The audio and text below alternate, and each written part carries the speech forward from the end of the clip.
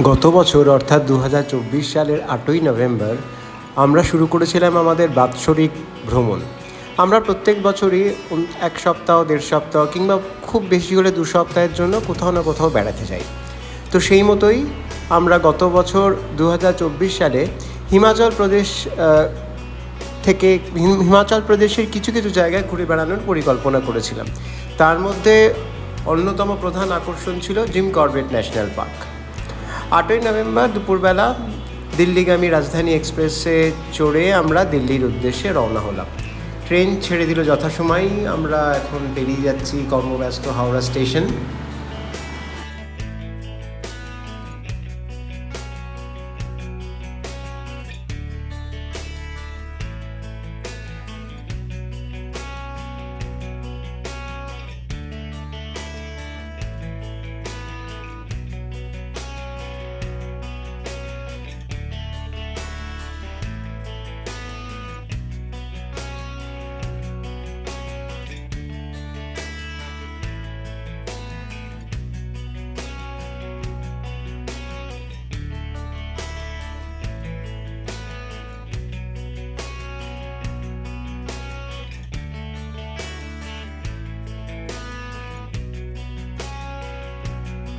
পরের দিন সকালবেলা নির্দিষ্ট সময় ট্রেন আমাদের পৌঁছে দিল নতুন দিল্লি রেলওয়ে স্টেশনে। গাড়ি আমাদের আগের থেকেই ঠিক করা ছিল, সুতরাং গাড়ি ড্রাইভার দাদাকে ফোন করে আমরা স্টেশনের বাইরে চলে এলাম।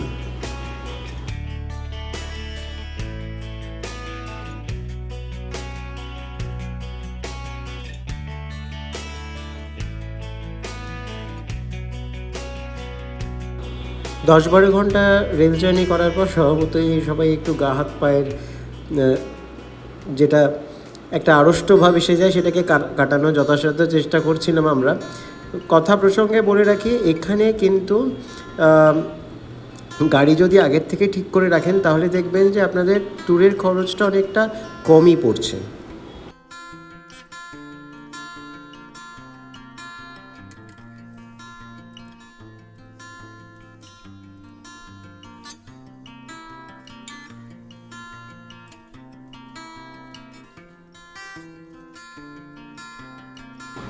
যেহেতু সকালে কারোরই ব্রেকফাস্ট হয়নি আর লাঞ্চেরও কোনো অ্যারেঞ্জমেন্ট রাস্তার মধ্যে পাবো কি না জানি না, সেই জন্য আমরা একটা রাস্তার ধারেই একটা ভালো ধাবাতে দাঁড়িয়ে একটা বেশ হেভি ব্রেকফাস্ট করে নিলাম, যাতে দুপুরের লাঞ্চটাকে আমরা স্কিপ করতে পারি, কারণ আমাদের রামনগর পৌঁছতে পৌঁছতে কিন্তু সন্ধে হয়ে যাবে।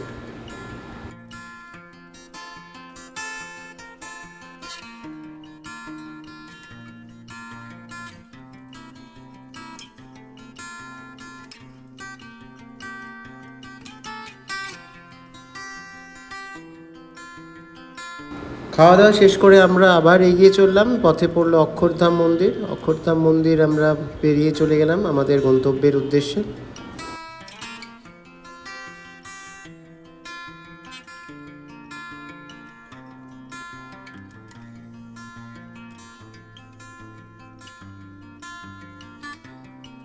রাজধানী সীমানা ছাড়িয়ে আমরা আমাদের গন্তব্যের খুব কাছাকাছি পৌঁছেও গেছিলাম নির্দিষ্ট সময়ের মধ্যেই।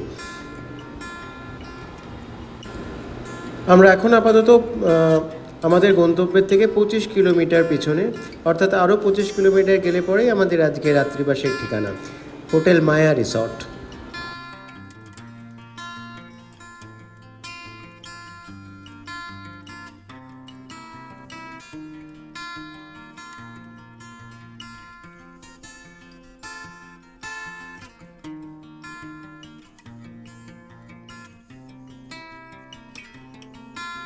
যতই আমরা আমাদের গন্তব্যের কাছাকাছি পৌঁছচ্ছিলাম, একটা জিনিস লক্ষ্য করছিলাম যে সবুজের আধিক্যটা যেন ক্রমশই বেড়ে চলেছে।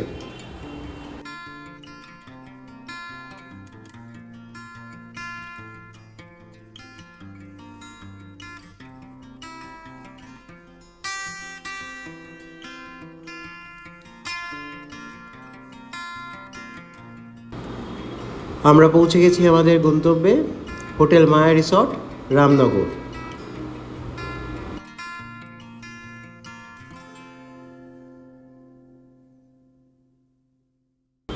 আমরা আসার আগেই দেখলাম যে অনেক মানুষজন এখানে অলরেডি এসে জড়ো হয়েছেন। কারণ পরে একটা লম্বা উইকেন্ড শনি রবি আমরা শনিবার গিয়ে ওখানে পৌঁছেছিলাম। শনিবার দিন ছিলাম, রবিবার দিন তো আমাদের ফরেস্ট সাফারি ছিল সকালবেলা, খুব সকালে। তো রবিবার দিনটাও আমরা এখানে ছিলাম, দুদিন আমরা এখানে ছিলাম, কিন্তু থাকাটা সত্যিই উপভোগ্য হয়েছিল।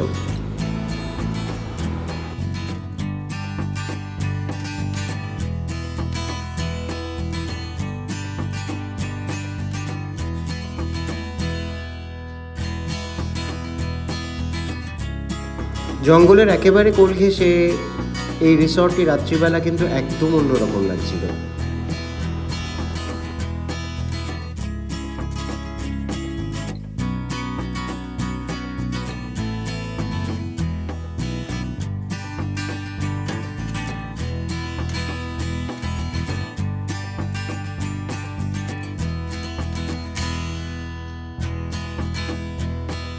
এটা হচ্ছে এই হোটেলের ডাইনিং হল। এখানে অন্তত 50 জন লোক একসঙ্গে খেতে বসতে পারেন।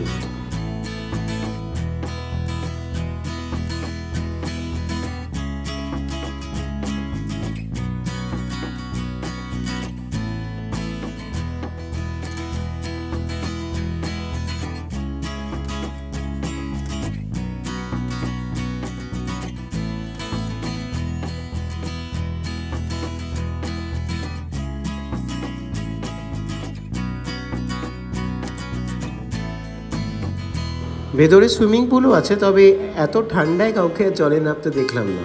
আমাদেরও কারণ নামার ইচ্ছেও ছিল না। চারিদিকটা মারাত্মক ঠান্ডা, প্রায় 8 ডিগ্রির মতো টেম্পারেচার ছিল।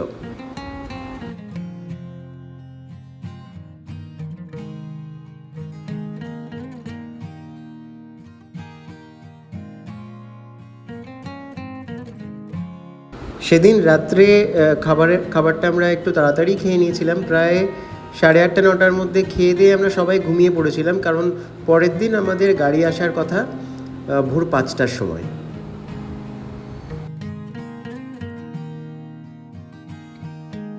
পরের দিন ভোরের আলো ফোটার আগেই আমরা যাত্রা শুরু করলাম।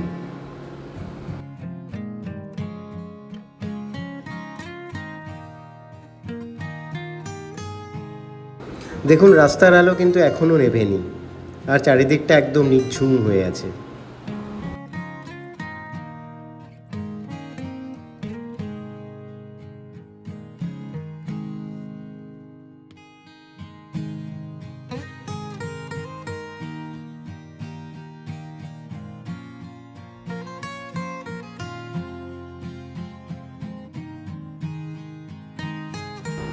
কিছু মর্নিং ওয়াকার্সকে চোখে পড়লো, যারা এই শীতের মধ্যেও স্বাস্থ্য রক্ষার খাতিরে বেরিয়ে পড়েছেন রাস্তায়।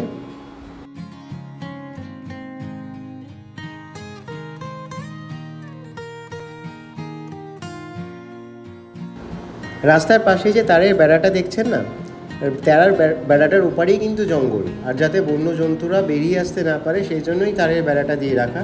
এবং রাত্রিবেলা এই তারগুলোতে বিদ্যুৎ সংযোগ করে দেওয়া হয়, যার ফলে কোনো জন্তু জানোয়ার ওই তারের বেড়া ডিঙিয়ে এদিকে চলে আসতে না পারে। এত ঘন একটা জঙ্গলের একদম ধার ঘেঁষে এরকম ঘন জনবসতি কিন্তু আমি কোথাও দেখিনি।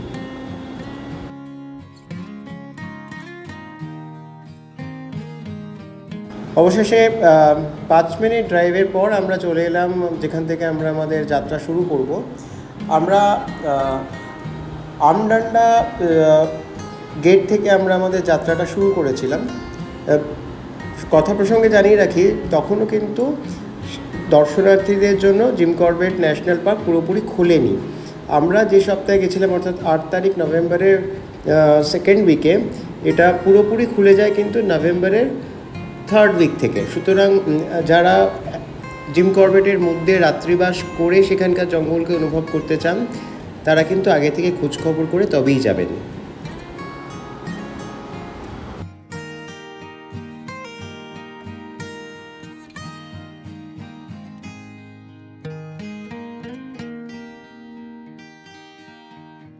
ন্যাশনাল পার্ক কিন্তু ইন্ডিয়ার মানে ভারতবর্ষে প্রথম ন্যাশনাল পার্ক, যেটা 1936 সালে শুরু হয়েছিল।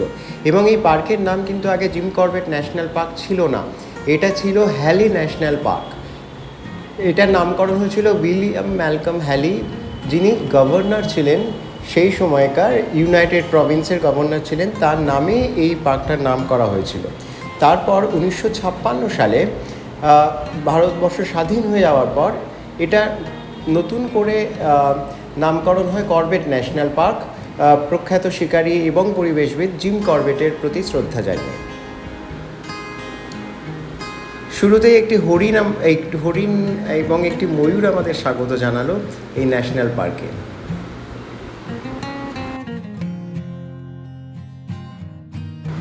আরেকটু এগিয়ে যেতেই আমরা পরিচিত হলাম একটি হরিণের পুরো সংসারের সঙ্গে। ভীষণ সুন্দর লাগছিল সকালবেলা।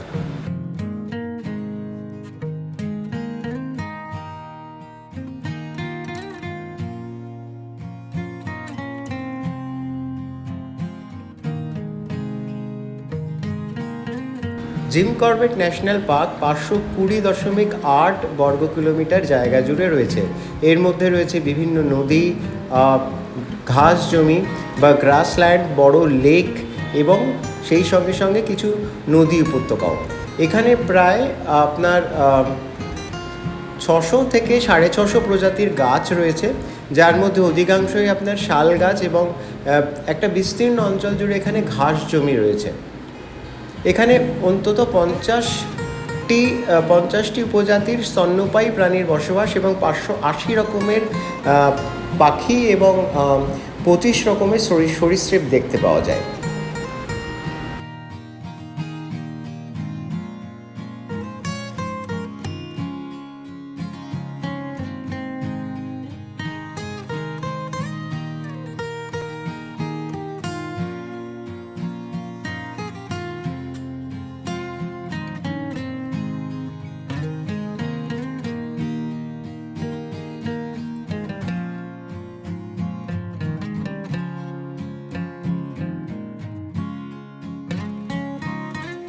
পরে জানতে পেরেছিলাম যে জিম কর্বেট ন্যাশনাল পার্ক হচ্ছে এশিয়ার প্রথম ন্যাশনাল পার্ক যেখানে বন্যপ্রাণী সংরক্ষণ ছাড়াও রয়্যাল বেঙ্গল টাইগারকে কীভাবে বিশেষভাবে সংরক্ষণ করে তার বংশবৃদ্ধি করা যায় সেই ব্যাপারে প্রচেষ্টা শুরু হয়েছিল এবং সেটা আজও চলছে। বর্তমানে এই অভয়ারণ্যে বাঘের সংখ্যা প্রায় 260টির কাছাকাছি।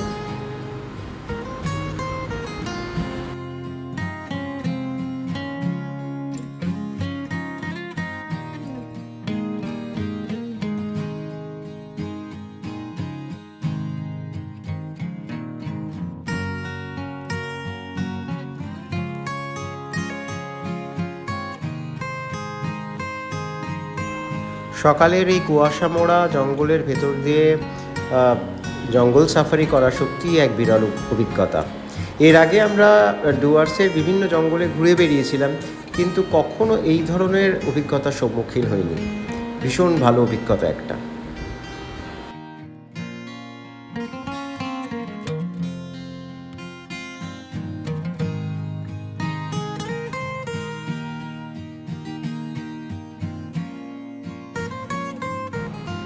দু-আড়াই ঘন্টার এই সাফারিতে আমরা সেই রকম কোনো বন্যজন্তু দেখিনি, কিন্তু যা নির্ভেজাল প্রাকৃতিক সৌন্দর্য আমরা উপভোগ করেছিলাম তা সারা জীবন মনে থাকবে।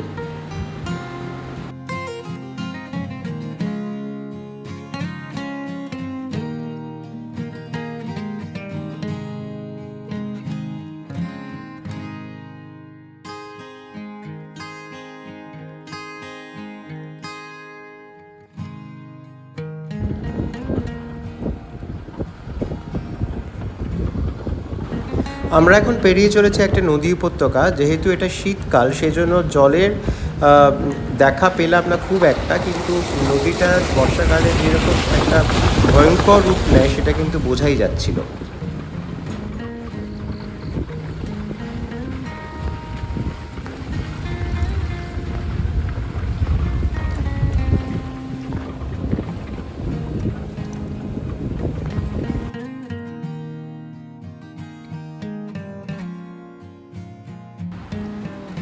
এখানে আমরা আরও একটা হরিণকে দাঁড়িয়ে থাকতে দেখলাম।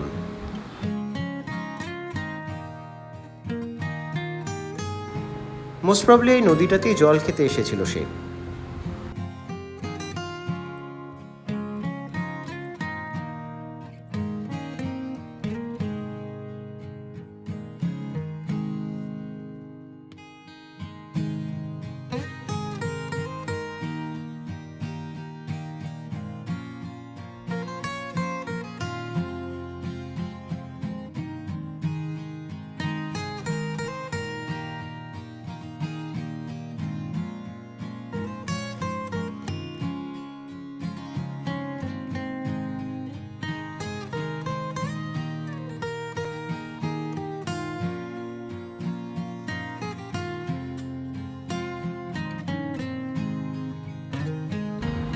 আমরা যে এই সেক্টরটাতে ঘুরলাম এখানে জঙ্গল খুব একটা ঘন নয়, তবে এখানে প্রচুর নদী রয়েছে এই অঞ্চলটাতে, আর ছোটোখাটো পাহাড়ও রয়েছে, সুতরাং চলার পথটা একেবারেই মসৃণ ছিল না।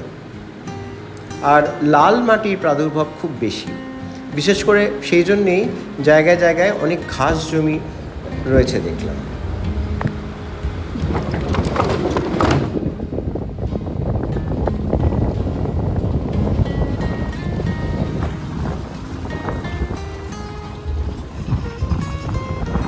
পথের মধ্যে পড়লো একটা দেবস্থান, এখানে কে পুজো করতে আসেন ঠিক বোঝা গেল না।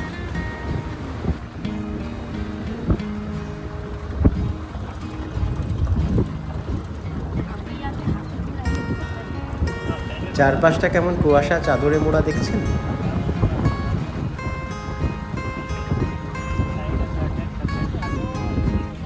এই দেখো আরেকটা হরিণ।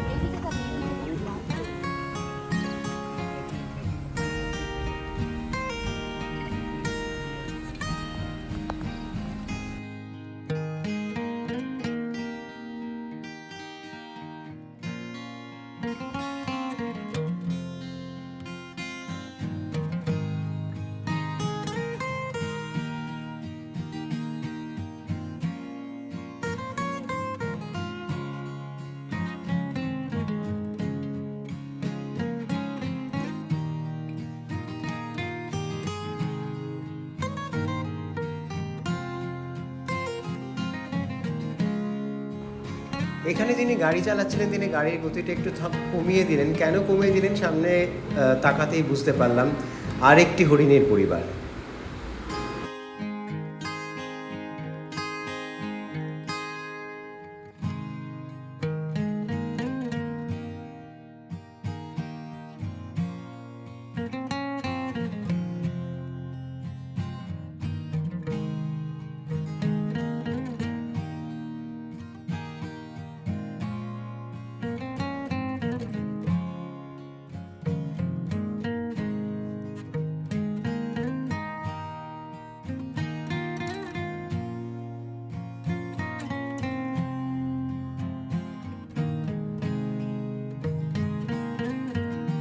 আমরা আমাদের বনভ্রমণের মাঝামাঝি পর্যায়ে এসে হাজির। এখানে 10 মিনিটের মতো একটা হল্ট দেওয়া হয়।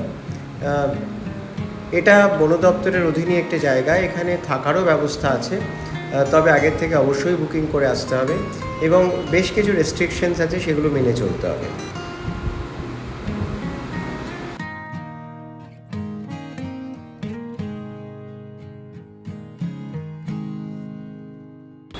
এই ভোরে এই প্রচণ্ড ঠান্ডাকে উপেক্ষা করে আরও কত লোক এসছে দেখুন।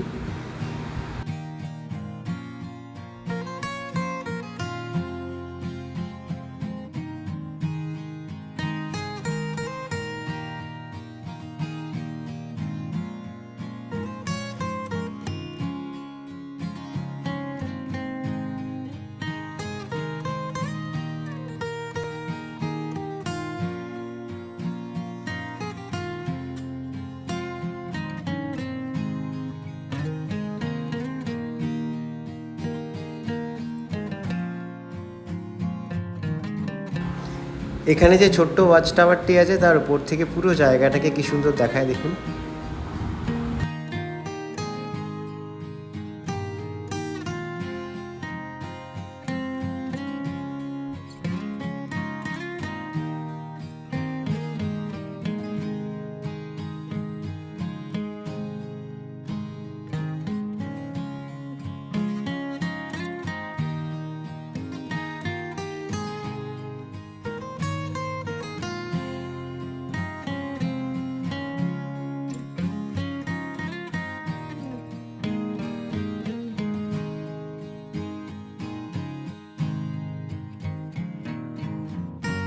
আমাদের দ্বিতীয় পর্যায়ের বনভ্রমণটাও শুরু হলো এই হরিণ পরিবারের সঙ্গে দেখা করে।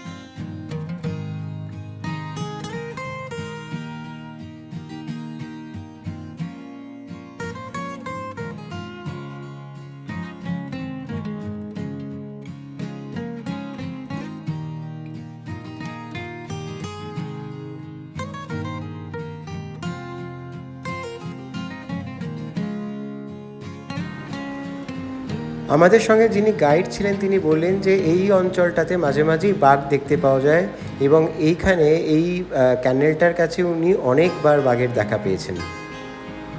কিন্তু আমাদের কপাল মন্দ, আমাদের সঙ্গে তিনি দেখা করলেন না, হয়তো আমাদের দেখে তাদের পছন্দই হয়নি।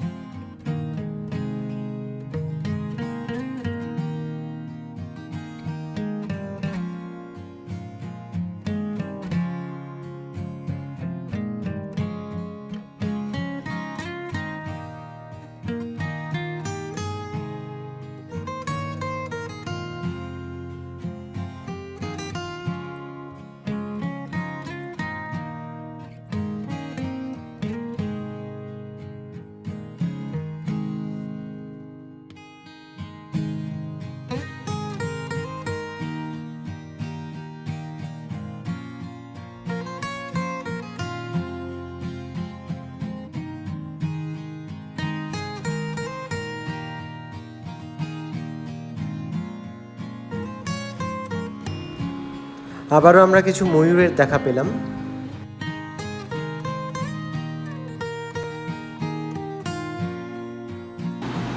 এই জঙ্গল ঘুরতে গেলে একটা জিনিস সবসময় মাথায় রাখবেন, যে এই জঙ্গলে যে বাঘরা রয়েছে তাদের কিন্তু ম্যানিটাস নেচারটা এখনও যায়নি। এখানে প্রায় 500-রও ওপর বনকর্মী সবসময় এই জঙ্গলের রক্ষণাবেক্ষণে থাকেন এবং প্রতি বছরই 2-1জন বাঘের আক্রমণের কবলে পড়ে প্রাণ হারান।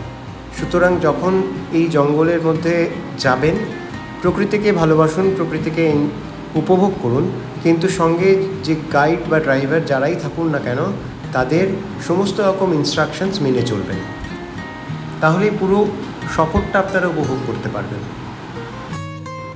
পথের মাঝখানে পেয়ে গেলাম আমাদের মতোই এক দলকে, যারা সেই ভোরে ঠান্ডাকে তুচ্ছ করে বেরিয়ে পড়েছেন জঙ্গলের পথে।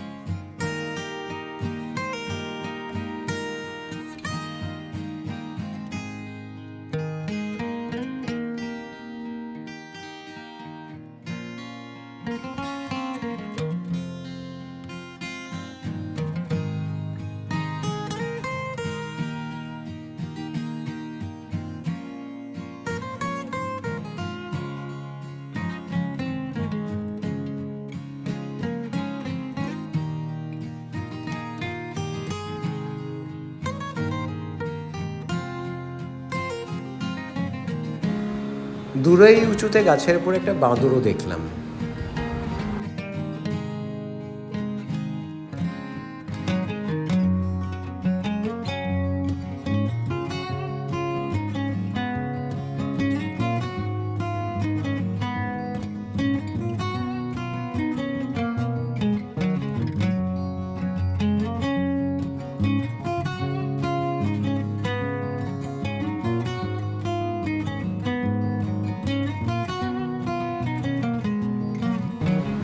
সূর্যদেবও ঘুম থেকে উঠে আমাদের সঙ্গ দেওয়ার চেষ্টা করলেন, কিন্তু কুয়াশা কাটতে এখনও অনেক দেরি।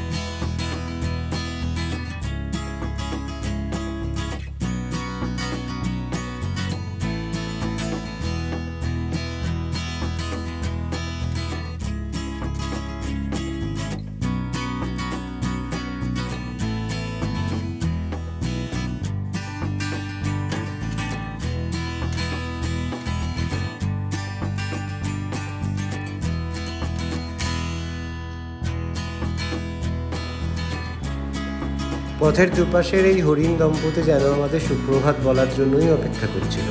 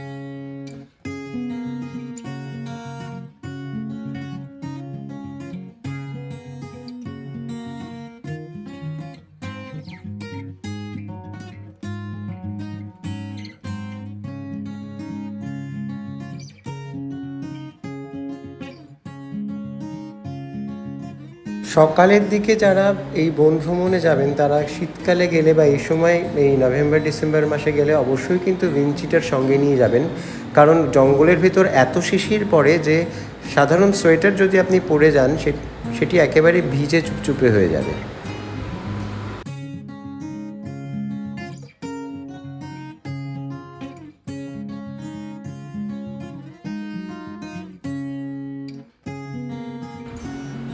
আমরা এবার ফিরতি পথে।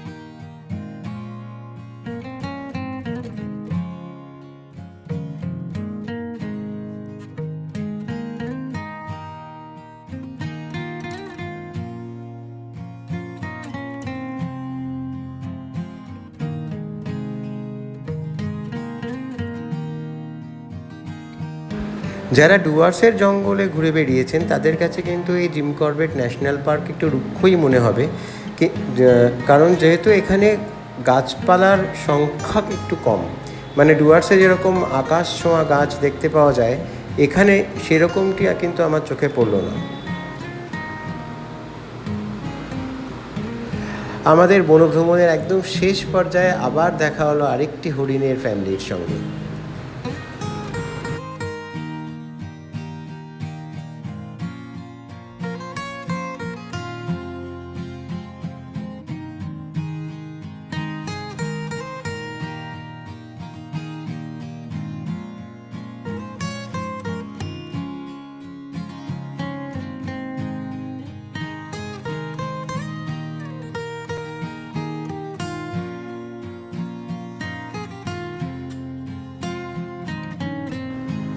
বহু দূরে কিছু ময়ূর ঘুরে বেড়াতে দেখলাম।